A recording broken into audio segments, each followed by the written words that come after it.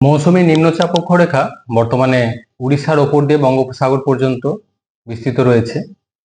তবে বঙ্গোপসাগর থেকে জলীয় বাষ্পের প্রবেশ বেশি থাকার কারণে আজ 30 তারিখ দক্ষিণবঙ্গের জেলাগুলিতে প্রধানত মেঘলা আকাশ থাকার সম্ভাবনা, হালকা থেকে মাঝারি ধরনের বৃষ্টিপাতের সম্ভাবনা থাকছে সব জেলাতেই।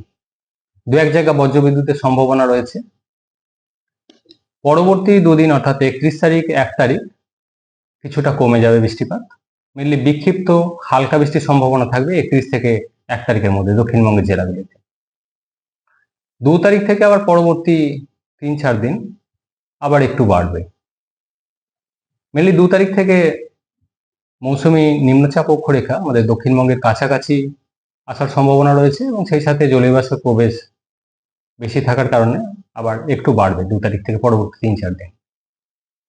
কলকাতা পার্শ্ববর্তী অঞ্চলের জন্য আজ 30 তারিখ প্রধানত মেঘলা আকাশ, 2-1 পশলা হালকা থেকে মাঝারি ধরনের বৃষ্টিপাতের সম্ভাবনা থাকছে।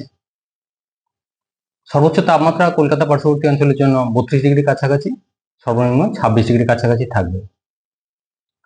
পরবর্তী দুদিন অর্থাৎ 31 তারিখ 1 তারিখ কলকাতার ক্ষেত্রেও বৃষ্টিপাত কমে যাবে, মেনলি হালকা ধরনের বিক্ষিপ্ত বৃষ্টিপাতের সম্ভাবনা থাকবে। আবার 2 তারিখ থেকে আবার একটু বাড়বে।